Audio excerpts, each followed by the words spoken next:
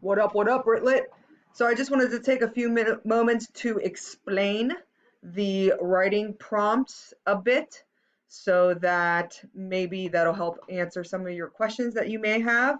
Keep in mind that office hours are today, Thursday, from 1 to 2. So if you do have questions, please be sure to jump in and ask away. This way we can talk directly, pull up the assignment if we need to. It'll be much more beneficial. So if you have any questions, please jump in and ask. So we've been dealing with the theme of carpe diem, or seize the day, and then we got into the romanticism unit. So the prompts that are your options for this essay are based around those ideas that we have been discussing. So you're going to be taking what we have talked about and what you now know about the romantic time period, the Byronic hero, the theme of carpe diem, and you're going to choose a prompt and apply those things to your own opinions and create a properly MLA formatted essay, okay? So the first thing you need to do is choose a prompt. Now, one thing I want you to remember is these prompts are broad, and all of the questions within these prompts don't need to be answered in your essay. They are meant to help you choose a focus, okay? The first prompt focuses on that idea of the Byronic hero, okay?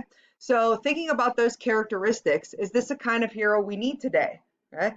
Thinking of what's going on in the world today, or popular movies and films and things that we watch for entertainment, or people we look up to. Is this the kind of hero needed today?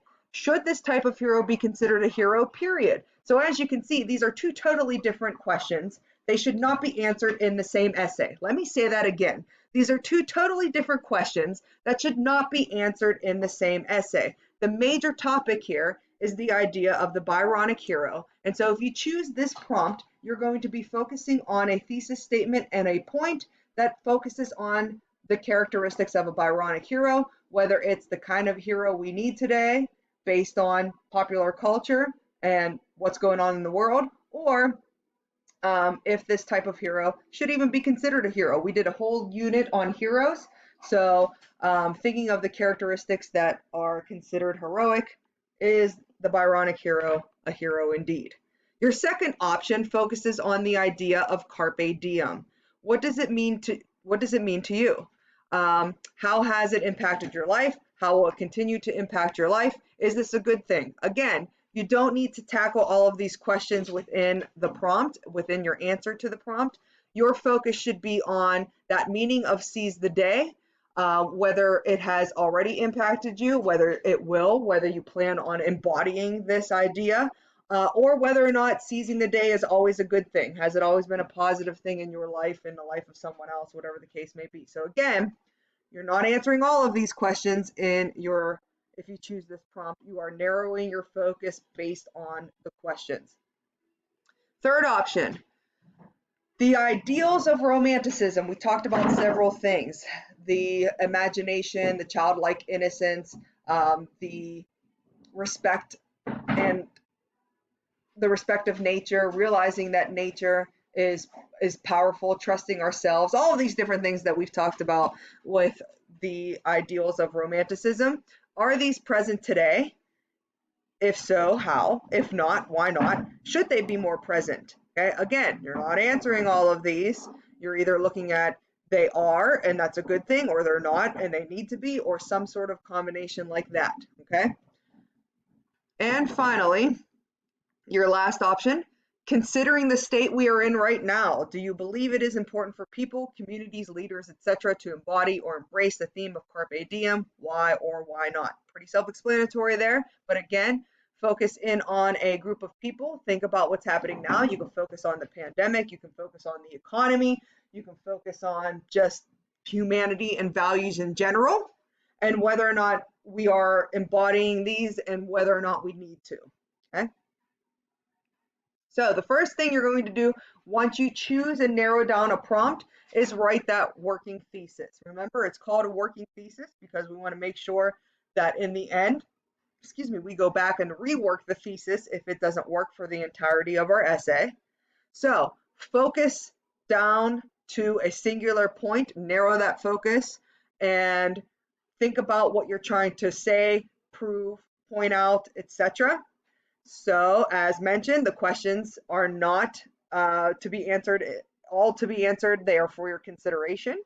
Your thesis should be a singular, clear, and concise sentence. In other words, it should be able to stand alone. Your reader should be able to read that sentence and know what your essay is about. And your thesis should not be in the form of a question.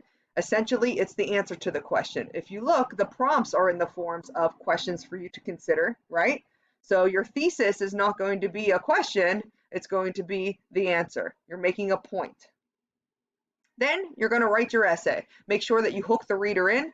These are very, very universal emotional things. The idea of the hero, the Byronic qualities, the romantic characteristics, the idea of seize the day. Focus on those universal things to hook the reader in.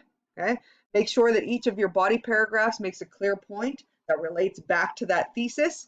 I can't tell you how many body paragraphs you're going to have. It depends on how many examples that you are including to help prove your point. How many points are you making to prove your ultimate focus? That's how many body paragraphs you're going to have. We're looking at about 2 to 3 pages in length, so go about it in that way. You might have 4 body paragraphs, you might have 6 body paragraphs, you might have 3, you might have 2. So it just depends on how many points you are making and that you are able to express your main thesis or focus through those examples and points. Avoid things like I and you. Remember, you are writing this essay, so everything is assumed to be your opinion. So unless you're citing information coming from elsewhere, the reader is assuming that these are your thoughts. So do not use I in this essay. Do not use you in this essay. You don't want to single out your reader in saying that you should do this, you should seize the day, right? That's weird. So you don't want to be telling them what to do, but you can use things like the collective pronouns, right? We, our, we as people, our generation, kind of pulling us all in together. Not just saying just me and not just saying just you, but saying we, our, us, etc. Okay?